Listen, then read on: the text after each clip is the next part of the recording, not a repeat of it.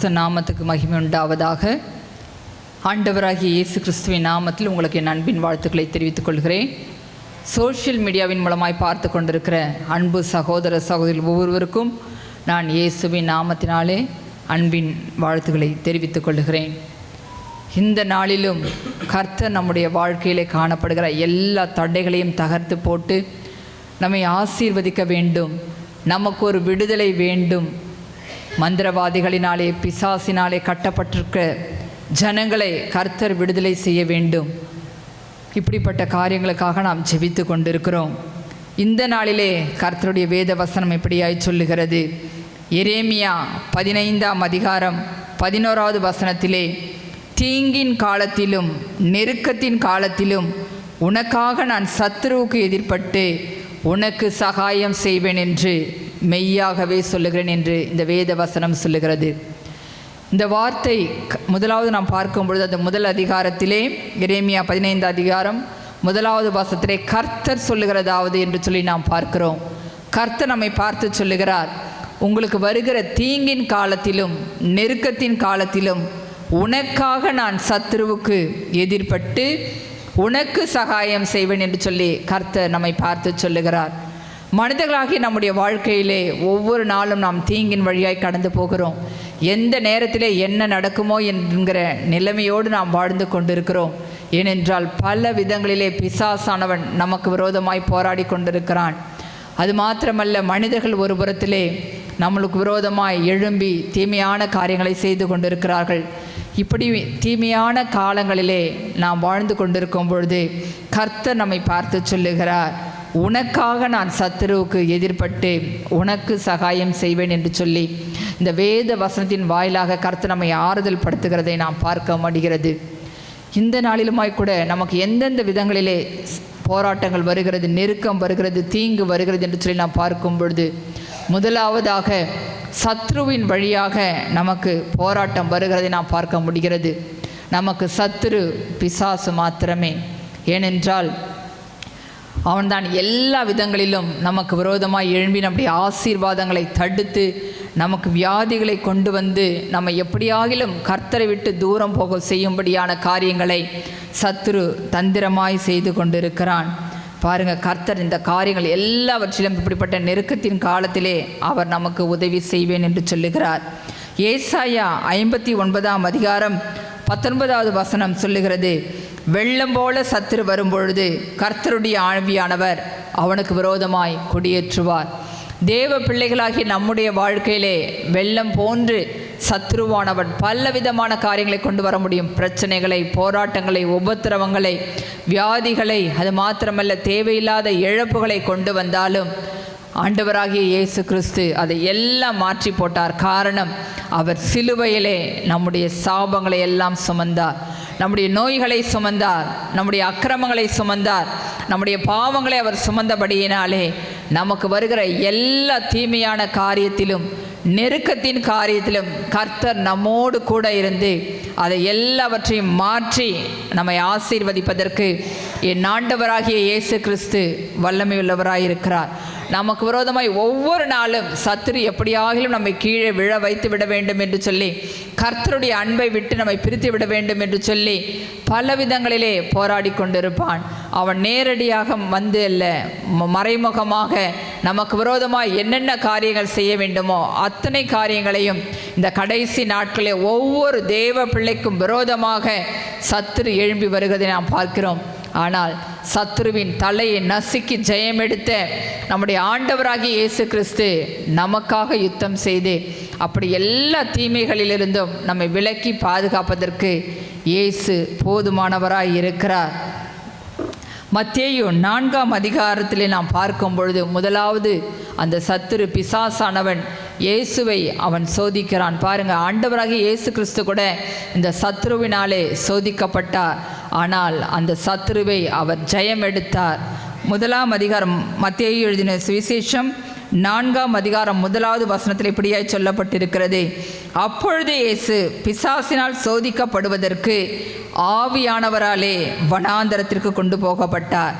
பாருங்க, அவர் சோதிக்கப்படுகிற ஒரு காலம் அது. அதனால்தான் சோதிக்கப்படுகிற நமக்கு அவர் உதவி செய்ய வல்லவராக இருக்கிறார். ஆண்டவராகிய இயேசு கிறிஸ்து நம்மை போலவே எல்லா பாடுகளையும் உபத்திரவங்களையும் வேதனைகளையும் இப்படிப்பட்ட சோதனைகளையும் கடந்து சென்றபடியினால்தான் அவருடைய பிள்ளைகளாக இருக்கிற நமக்கு அவர் கூப்பிடும் பொழுது வந்து நம்மை அவர் உதவி செய்தே நம்மை விடுதலை செய்ய அவர் வல்லமையுள்ளவராக இருக்கிறார்.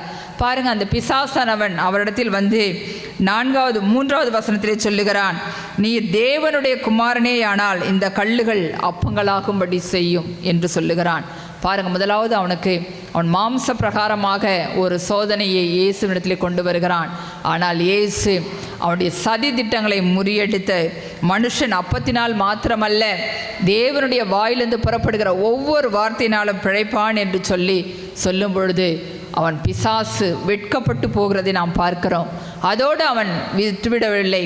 5வது வசனத்தில் இப்படியாய் பார்க்கிறோம், அப்பொழுது பிசாசு அவரை பரிசுத்த நகரத்தில் கொண்டு போய் தேவாலயத்து உப்பருகின் மேல் அவரை நிறுத்தி, நீ தேவனுடைய குமாரனே ஆனால் தாழ குதியும், ஏனெனில் தம்முடைய தூதர்களுக்கு உம்மை குறித்து கட்டளையிடுவார், உமது பாதம் கல்லில் இடராதபடிக்கு அவர்கள் உம்மை தங்கள் கைகளில் ஏந்தி கொண்டு போவார்கள் என்பதாய் எழுதியிருக்கிறதே என்று சொல்லி மறுபடியுமாய் ஒரு சோதனையை அவன் இயேசுவுக்கு முன்பாக கொண்டு வருகிறதை நாம் பார்க்கிறோம்.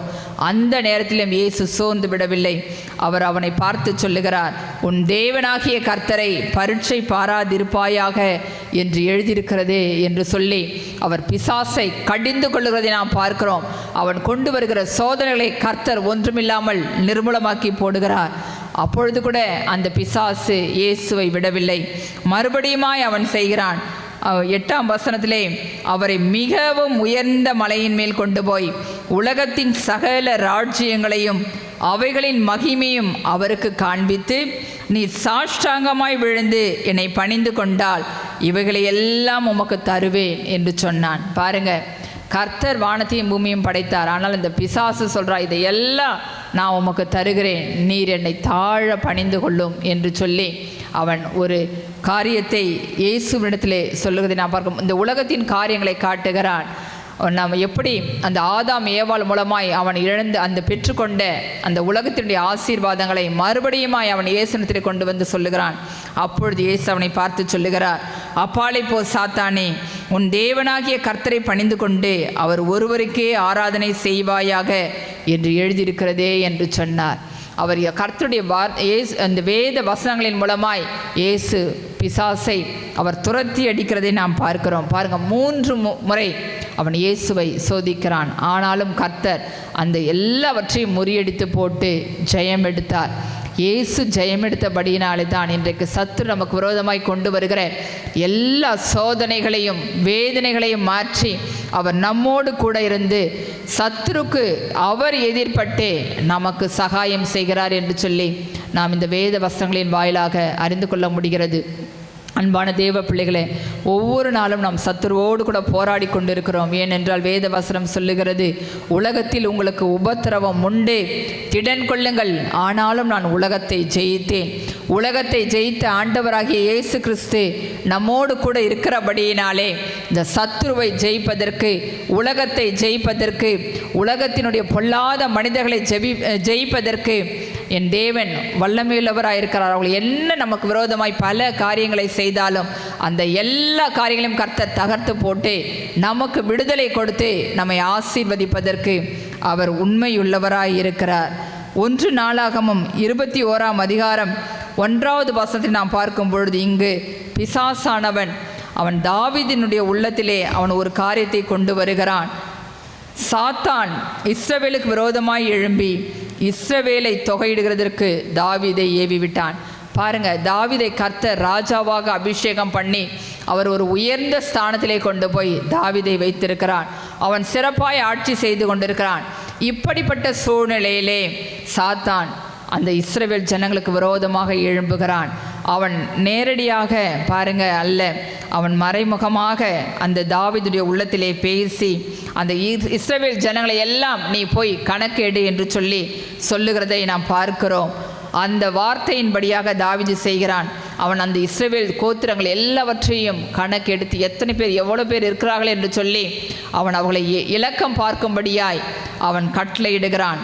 அப்பொழுது யோவாப் சொல்கிறான், ஆண்டவரே இது வேண்டாம், இது கர்த்தருக்கு விரோதமான காரியம், இதை நீர் செய்ய வேண்டாம். ஏனென்றால் இஸ்ரவேல் ஜனங்களை கர்த்தர் மிகவும் திரளாய் வர்த்திக்க பண்ணுகிற தேவன், எனவே அந்த காரியத்தை நீர் செய்ய வேண்டாம் என்று சொல்லும் பொழுது கூட பாருங்க தாவீது கேட்கவில்லை. காரணம், அவனுடைய இருதயத்திற்குள்ளாய் பிசாசானவன் இப்படிப்பட்ட எண்ணத்தை கொண்டு வந்து எப்படியாகிலும் இஸ்ரவேல் ஜனங்களையும் அந்த தாவீதையும் அவன் விழ வைக்க வேண்டும் என்று சொல்லி தந்திரமாய் ஒரு காரியத்தை செய்கிறான். அந்த காரியத்திலே பாருங்க தாவீது விழுந்து போகிறான். அவன் அந்த ஜனங்களை இலக்கம் பார்க்கும்படியாய் சொல்லுகிறான். இந்த காரியம் கர்த்தருடைய பார்வைக்கு ஆகாதபடியினாலே அவர் இஸ்ரவேல் ஜனங்களை வாதித்தார். அந்த ராஜா செய்த தாவீது செய்த ஒரு பாவத்தினுடைய காரணமாக பாருங்க அந்த நாளிலே 70,000 ஜனங்கள் மடிந்து போனார்கள். 1 நாளாகமம் 21ஆம் அதிகாரம் 14வது வசனத்திலே சொல்லப்பட்டிருக்கிறது, கர்த்தர் இஸ்ரவேலிலே கொள்ளை நோயை வரப்பண்ணினார், அதனால் இஸ்ரவேலில் 70,000 பேர் மடிந்து போனார்கள். 3 காரியங்களை கர்த்தர் தாவீதுக்கு முன்பாக வைக்கிறார். அவன் அது வேற வழி இல்லாமல் ஒரு காரியத்தை தேர்ந்தெடுக்கிறான். அந்த கொள்ளை நோயை மாத்திரம் நீங்கள் அனுமதிங்க என்று சொல்லும் பொழுது கர்த்தர் பாருங்க அந்த கொள்ளை நோயை அனுமதிக்கிறார். அந்த நாளிலே 70,000 பேர் ஜனங்கள் இறந்து போனார். காரணம், அந்த தாவீது இல்லை, தாவீதின் மூலமாய் சத்துரு அந்த தாவீதை கொண்டு செய்த ஒரு காரியம் பாருங்க. அவன்தான் எல்லாவற்றையும் மறைமுகமாக இருந்து கொண்டு இந்த நாட்களிலே செய்து கொண்டிருக்கிறது நாம் பார்க்கணும். நாம் நினைக்கிறோம் இந்த மனுஷர்கள் தான் நமக்கு தீமை செய்கிறாங்க, இவங்க மூலம் தான் நம்மளுக்கு பிரச்சனை வருது, இவங்க தான் நம்மளுக்கு மந்திரம் செய்துட்டாங்க, அதனால தான் நம்ம கஷ்டப்படுறோம், எல்லாவற்றையும் எழுந்து தவிக்கிறோம், வியாதிகள் வருகிறது, போராட்டங்கள் வருகிறது என்று சொல்லி நாம் அப்படியாக யோசித்து கொண்டிருக்கிறோம். ஆனால் அதற்கு பின்புலமாக இருப்பது பொல்லாத சத்துருடைய கிரியைகளை கட்டி நாம் செபிக்க வேண்டும். ஏனென்றால் அவன் இயேசுவையே அவன் சோதித்து அவன் வெட்கப்பட்டு போனவன். அதனால்தான் பாருங்க ஒவ்வொரு நாளும் நமக்கு விரோதமாய் சத்துருவானவன் பிசாசானவன் பல விதங்களிலே போராடி கொண்டிருக்கிறதை நாம் பார்க்கிறோம். ஆனாலும் சத்துருவின் தலையை நசுக்கி ஜெயமெடுத்து நம்முடைய ஆண்டவராகிய இயேசு கிறிஸ்து நம்மோடு கூட இருக்கிறபடியினாலே எல்லா தீமைக்கும் சத்துருடைய சகல காரியங்களை மேற்கொள்ளக்கூடிய கிருபையை கர்த்தர் தம்முடைய பிள்ளைகளுக்கு கொடுத்திருக்கிறார். அதனால்தான் நாம் இன்றைக்கு வெற்றியுள்ள ஒரு வாழ்க்கை வாழ்ந்து கர்த்தருக்கென்று நாம் சாட்சியாய் நிற்க முடிகிறது. எனவே சத்துரு கொண்டு வருகிற எல்லா சதி திட்டங்களையும் அதன் மூலமாய் வருகிற எல்லா நெருக்கத்தையும் தீங்கையும் மாற்றி என் ஆண்டவராகிய இயேசு கிறிஸ்து இந்த நாளிலே நம்மை ஆசீர்வதித்து விடுதலை செய்து நமக்கு அவர் கூட இருந்து நம்மை வழி நடத்துகிறதை நாம் பார்க்கிறோம். முதலாவதாக நமக்கு அப்படியாய் சத்துருவின் மூலமாய் இப்படிப்பட்ட தீங்கின் காரியங்கள் வருகிறது. 1 பேதுரு 5ஆம் அதிகாரம் 8வது வசனத்தில் இப்படியாய் சொல்லப்பட்டிருக்கிறது, உங்கள் எதிராளியாகிய பிசாசானவன் கெர்ஜிக்கிற சிங்கம் போல எவனை விழுங்கலாமோ என்று வகை தேடி சுற்றித் திரிகிறான். ஒவ்வொரு நாளும் பாருங்க சத்துரு நம்மளை எப்படியாகிலும் பாவத்தில் விழ வைக்க வேண்டும், நமக்கு பிரச்சனைகளை கொண்டு வர வேண்டும், சோதனைகளை கொண்டு வர வேண்டும், இந்த மனிதன் எப்படியாவது இயேசுவை விட்டு அவன் விலக வேண்டும் என்று சொல்லி பல விதங்களிலே மறைமுகமாக சத்துரு பிசாசு போராடி கொண்டிருக்கிறான். ஆனால் ஆண்டவராகிய இயேசு கிறிஸ்து நம்மோடு கூட இருந்து அவருடைய பிள்ளைகளாகிய நமக்கு பாதுகாப்பை கொடுத்து இந்த நெருக்கத்திலிருந்து இந்த தீங்கிலிருந்து நம்மை விடுதலை செய்து அவர் நம்மை ஆசீர்வதித்து கொண்டிருக்கிறதை நாம் இந்த வேதத்தின் வாயிலாக பார்க்க முடிகிறது. ஆண்டவராகிய இயேசு கிறிஸ்து நம்மோடு கூட இருக்கிறபடினால் நாம் எந்த காரியத்தை குறித்தும் கலங்க தேவையில்லை. அவர் நமக்கு போதுமானவராயிருந்து இப்படிப்பட்ட பாடுகளையும் உபத்திரவங்களையும் வேதனைகளையும் மேற்கொள்வதற்கு அவர் நமக்கு பலனை கொடுப்பதற்கு வல்லமையுள்ளவராயிருக்கிறார். இரண்டாவதாக நமக்கு சத்துரு யார் என்று சொல்லி பார்த்தால் மத்தேயு எழுதின சுவிசேஷம் 10ஆம் அதிகாரம் 36வது வசனத்தில் இப்படியாய் சொல்லப்பட்டிருக்கிறது, ஒரு மனுஷனுக்கு சத்துருக்கள் அவன் வீட்டார் என்று சொல்லி பார்க்கும் பொழுது நம்மோடு கூட இருக்கிற மனிதர்கள், நம்முடைய சொந்தங்கள், நம்முடைய உறவுகள் அப்படி என்று சொல்லி நாம் பார்க்க வேண்டும். அந்த மனிதர்கள் மூலமாக நமக்கு தீங்கு வருகிறது, நெருக்கம் வருகிறது, இதனால் நாம் விடுதலை இல்லாமல் வாழ்ந்து கொண்டிருக்கிறோம். ஆனால் பாருங்க கர்த்தர் அந்த காரியத்திலிருந்தும் நம்மை விடுதலை செய்வதற்கு அவர் வல்லமையுள்ளவராயிருக்கிறார். தாவீதை குறித்து நாம் அறிவோம். அவன் தாவீது சிறு வயதிலேயே கர்த்தரால் அபிஷேகம் பண்ணப்பட்டான் ராஜாவாக. ஆனால் பாருங்க பல உபத்திரவங்களை அவன் கடந்து செல்ல வேண்டியதாக இருந்தது. 17வது வயதிலே அவன் அபிஷேகம் பண்ணப்பட்டான். ஆனால் 30வது வயதிலே தான் அவன் ராஜாவாக மாறினான். இந்த இடைப்பட்ட காலத்திலே தாவீது பட்ட வேதனைகள் உபத்திரவங்கள் மிகவும் அதிகம். சவுல் அவனை அனுதினமும் கொல்ல வகை தேடியும் கர்த்தர் அவன் கையில் ஒப்பு கொடுக்கவில்லை என்று சொல்லி நாம் வேதத்திலே பாருங்க. ஒவ்வொரு நாளும் சத்ருவானவன் அந்த சவுலின் மூலமாக தாவீதை எப்படியாகிலும் கொலை செய்து விட வேண்டும் என்று சொல்லி பல போராட்டங்களை அவனுக்கு கொண்டு வருகிறான். அவனுக்கு விரோதமாய் அவன் ஈட்டியை எய்து விடுகிறான். எவ்வளவு துன்பங்களை கொடுக்க முடியுமோ அப்படியெல்லாம் சத்ரு பாருங்க அந்த சவுலின் மூலமாக தாவீதுக்கு கொண்டு வருகிறதை நாம் பார்க்கிறோம். ஆனாலும் தாவீதோடு கூட கர்த்தர் இருந்தபடியினாலே எல்லா தீமையான காரியத்திற்கும், எல்லா தீங்கிற்கும், எல்லா நெருக்கத்திற்கும் கர்த்தர் தாவீதை விலக்கி பாதுகாத்தார் என்று சொல்லி நாம் அறிந்து கொள்ள முடிகிறது. 1 சாமுவேல் 13, 14, 18, 19 தொடர்ந்து உள்ள அதிகாரங்கள் எல்லாவற்றையும் நாம் பார்க்கும் பொழுது அந்த தாவீது பட்ட வேதனைகள் கொஞ்சம் நஞ்சம் கிடையாது. சொந்த மாமனார் அவனுக்கு விரோதமாக எதிர்த்து நிற்கிறார். அதன் பிறகு பாருங்கள் அவனுடைய சொந்த மகன் அவனுக்கு விரோதமான எதிராளிகள் என்று சொல்லி எல்லாரும் அவனுக்கு ஒரு நெருக்கத்தை கொடுக்கிறார்கள். அவன் சொந்த வீட்டாரனாலே அவன் மிகவும் உபத்திரவப்படுவதை நாம் பார்க்கிறோம். அதனால தான் அவன் சொல்கிறான் பாருங்க, என் சத்துருக்களுக்கு முன்பாக நீர் எனக்கு ஒரு பந்தியை ஆயத்தப்படுத்தி என் தலையை எண்ணெயால் அபிஷேகம் பண்ணுகிறீர். பரிசுத்த ஆவியானவர் அந்த தாவீதோடு கூட இருந்தபடியினாலே அந்த எல்லா தீங்கையும் அவன் மேற்கொள்ளும்படியாய் அந்த சத்துருக்களுக்கு முன்பாக கர்த்தர் அவனுடைய தலையை அபிஷேகம் பண்ணி அவனை உயர்த்தி ஆசீர்வதிக்கிறதை நாம் பார்க்கிறோம். தாவீது சொல்லுகிறார், தீங்கு நாளில் எனக்கு நீரே என் அடைக்கலம், என் நெருக்கத்திலே நான் கர்த்தரை நோக்கி கூப்பிட்டேன், கர்த்தர் எல்லா தீமைக்கும் என்னை விலக்கி பாதுகாத்தார் என்று சொல்லி அவர் தன்னுடைய உபத்திரவங்களை, வேதனைகளை, நெருக்கங்களை ஒவ்வொரு நாளும் அனுபவித்தபடியினாலே அவர் கர்த்தரை நன்றியோடு துதிக்கிறதை நாம் பார்க்கிறோம். பாருங்க, என்ன பிரச்சனைகள் வந்தாலும், போராட்டங்கள் வந்தாலும், தாவீதுக்கு வந்த மாதிரிலாம் நமக்கு கிடையாது. ஒரு சின்ன பிரச்சனை வந்தாலே நாம் சோர்ந்து போய் விடுகிறோம். ஆனால் அத்தனை பாடுகளையும், உபத்திரவங்களையும், போராட்டங்களையும் அனுதினமும் தாவீது அனுபவித்து வந்தார். ஆனால் கர்த்தர் அவனோடு கூட இருந்தபடியினாலே ஒருவரும் அவன் மேல் கை போட விடவில்லை. அவன் எல்லாவற்றையும் மேற்கொண்டு முறியடித்து அவன் இஸ்ரவேல் ஜனங்களை அவன் ராஜாவாக இருந்தான், இஸ்ரவேல் ஜனங்களுக்கு ராஜாவாக இருந்தான் என்று சொல்லி நாம் இந்த வேதத்தின் வாயிலாக அறிந்து கொள்ள முடிகிறது. அதே போல பாருங்க, யோசேப்பு தன்னுடைய சொந்த வீட்டாரினாலே அவன் பகைக்கப்படுகிறான். தன்னுடைய சொந்த சகோதரர்கள் அவனை தூக்கி குழியிலே போடுகிறார்கள், அவனை அழித்து விட வேண்டும் என்று சொல்லி பல தீமையான காரியங்களை செய்கிறார்கள். ஆனால் கர்த்தர் யோசேப்போடு கூட இருந்து அவன் கடந்து சென்ற எல்லா உபத்திரவங்களிலும் கர்த்தர் அவனோடே கூட இருந்தார். அவன் சிறைச்சாலையில் இருக்கும்பொழுது அவனோடே கூட இருந்தார், அவன் குழியில் இருக்கும் பொழுதே அவனோடே கூட இருந்தார். அது மாத்திரமல்ல, அந்த போதிபார் மனைவியுடைய வீட்டிலே அவன் பட்ட வேதனைகளிலும் கர்த்தர் அவனோடே கூட இருந்து அவனை பாதுகாத்தார். அவனை ஒரு நாளும் கைவிடவில்லை. தாவீதையும் கர்த்தர் கைவிடவில்லை, யோசேப்பையும் கர்த்தர் கைவிடவில்லை. அவனுக்கு விரோதமாக அவருடைய சொந்த வீட்டார் சத்துருவாய் எழுந்த போதிலும் கூட கர்த்தருடைய கரம் அவர்களை பாதுகாத்தது. அந்த தீமையான காலத்திலே, நெருக்கத்தின் காலத்திலே உனக்காக நான் சத்துருக்கு எதிர்படுவேன் என்கிற வேத வசனத்தின்படி அந்த அவர்களுக்காக கர்த்தரே யுத்தம் செய்து அவர்கள் இருவரையும் பாதுகாத்தார் என்று சொல்லி நாம் இந்த வேதத்திலே நன்றாய் அறிந்து கொள்ள முடிகிறது. அன்பான தேவ பிள்ளைகளை, இந்த நாளிலுமாய் கூட பாருங்க, நமக்கு விரோதமாய் பல பிரச்சனைகள் நம்முடைய உறவுகளினாலே, நம்முடைய குடும்பத்தாராலே, நாம் கூட வேலை செய்கிற இடத்திலே பலவிதமான போராட்டங்களை நாம் அனுபவித்து கொண்டு வருகிறோம். காரணம், நாம் தேவனுடைய பிள்ளைகளாக இருக்கிறபடினாலே தேவையில்லாத காரியங்களை நமக்கு விரோதமாய் கொண்டு வருவார்கள். நாம் சொல்லாத காரியங்களை சொன்னோம் என்று சொல்லுவார்கள்.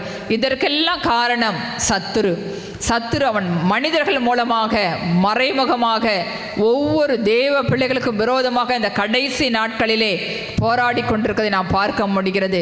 ஆனால் பிசாசை ஜெயித்தவர் நம்முடைய தேவன். எனவே உங்களுக்கு விரோதமாக செய்யப்படுகிற எல்லா சதி திட்டங்களையும் கர்த்தர் முறியடித்து போட்டு உங்களுக்காக அவர் யுத்தம் செய்து உங்களுக்கு அவர் சகாயம் செய்வேன் என்று சொல்லி சொன்னபடியாய் எல்லா காரியங்களிலும் கர்த்தர் உங்களோடு கூட இருந்து பிரச்சனைகளை மாற்றுவார். அவர்கள் என்ன தீமை செய்தாலும் கர்த்தர் அதை நன்மையாக மாற்றி முடிப்பார். உங்களுக்கு விரோதமாய் செய்யப்படுகிற யாகங்கள், மந்திர கிரியைகள், விக்கிரக வல்லமைகள் எல்லாவற்றையும் கர்த்தர் தகர்த்து போடுவார். காரணம், உங்களுக்காக அவர் யுத்தம் பண்ணுகிற தேவனாய் இருக்கிறார். நான் உங்களுக்காக யுத்தம் பண்ணுவேன், நீங்கள் சும்மா இருங்கள் என்று சொன்னார். எனவே நமக்காக யுத்தம் பண்ணுகிற நம்முடைய ஆண்டவராகிய இயேசு கிறிஸ்து நம்மோடு கூட இருக்கும் பொழுது நாம் எதை குறித்தும் கலங்கி போக வேண்டியதில்லை. கர்த்தர் எனக்காக யாவையும் செய்து முடிப்பார். சத்துருக்கள் வந்தாலும் பெருகினாலும், போராட்டங்கள் வந்தாலும், உபத்திரவங்கள் வந்தாலும், நெருக்கங்கள் வந்தாலும், நம்முடைய ஆண்டவராகிய இயேசு கிறிஸ்து நம்மோடு கூட இருக்கிறபடினாலே எல்லாவற்றையும் கடந்து செல்வதற்கு அவர் நமக்கு உதவி செய்வார். அவர் உதவி செய்கிற தேவனாய் இருக்கிறபடினாலே ஒத்தாசை வரும் பர்வதமாகி அவரை நோக்கி நாம் கூப்பிடும் பொழுது கர்த்தர் சத்ருவினாலே வருகிற பிரச்சனைகளாக இருந்தாலும், மனிதர்களாலே வருகிற பிரச்சனைகளாக இருந்தாலும், அது மாத்திரமல்ல எப்படிப்பட்ட காரியங்களாக இருந்தாலும் எல்லாவற்றையும் கர்த்தர் தகர்த்து போட்டு நமக்கு விடுதலையை கொடுப்பார். நம்முடைய தேவைகளை சந்திப்பார். நமக்கு தேவையில்லாமல் வருகிற இழப்புகளை எல்லாம் கர்த்தர் மாற்றி போடுவார். பாருங்க, யோபுக்கு விரோதமாய் சாத்தானானவன் இழப்புகளை கொண்டு வந்தான், எல்லாவற்றையும் இழந்து நின்றான். ஆனால் கர்த்தர் அவனுக்கு இரட்டிப்பாய் கொடுத்து அவனை ஆசீர்வதித்தார். யோபுவை போல நாம் அப்படிப்பட்ட இழப்புகள் எதுவும் நமக்கு வரவில்லை. எப்படி ஆனால் கர்த்தர் அவனை யோபுவை கைவிடவில்லை. அவன் இழந்த எல்லாவற்றையும் திரும்ப பெற்றுக்கொண்டான். ஒருவேளை இந்த நாளிலே கூட நமக்கு விரோதமாக இழப்புகள் வந்தாலும், நமக்கு தேவையில்லாத காரியங்கள் ஏற்பட்டாலும் கூட கர்த்தர் அதையெல்லாம் நன்மையாக மாற்றி கொடுப்பார். காரணம், நாம் அவருடைய பிள்ளைகளாக இருக்கிறோம். அவர் சொல்லுகிறார், உனக்காக நான் சத்துருவுக்கு எதிர்பட்டு உனக்கு சகாயம் செய்வேன் என்று சொல்லி வாக்கு தத்தம் செய்திருக்கார். இந்த வாக்கு தத்தத்தை சொல்லி நாம் ஜெபிக்க வேண்டும். ஆண்டவரே, தீங்கின் காலத்திலும் நெருக்கத்தின் காலத்திலும் உன்னுடைய சத்துருக்கு விரோதமாய் நான் எதிர்படுவேன் என்று சொன்னீரே என்று சொல்லி இந்த வேத வசனங்களை சொல்லி நாம் அனுதினமும் ஜெபிக்கும் பொழுது நமக்கு விரோதமாய் சத்துரு வந்தாலும், பொல்லாத மனிதர்கள் வந்தாலும், குடும்ப உறவுகள் வந்தாலும், யார் இருந்தாலும் கூட கர்த்தர் அதை எல்லாம் மாற்றி போட்டு நம்மை ஆசீர்வதிப்பார். எனவே அப்படிப்பட்ட நெருக்கத்தில் மத்தியில் இருக்கிற ஒவ்வொரு தேவ பிள்ளைகளும் அனுதினமும் இந்த வேத வசனங்களை சொல்லி ஜெபியுங்கள். கர்த்தர் உங்களை ஆசீர்வதித்து உயர்த்துவதை நீங்கள் காண்பீர்கள். நாம் ஜெபிக்கலாம். அன்பின் பரலோக பிதாவே, நன்றியோடு துதிக்கிறேன், ஸ்தோத்திரிக்கிறேன். ஆண்டவரே, அப்பா, உம்முடைய பிள்ளைகள் ஆண்டவரே பொல்லாத மனிதர்களினாலே, சத்ருவினாலே, பிசாசினாலே ஆண்டவரே எப்படிப்பட்ட காரியங்களை, நெருக்கங்களை, உபத்திரவங்களை அனுபவித்து கொண்டிருந்தாலும் என் தேவனாகிய கர்த்தர் இந்த நாளிலே எல்லாவற்றையும் தகர்த்து போடுவீராக.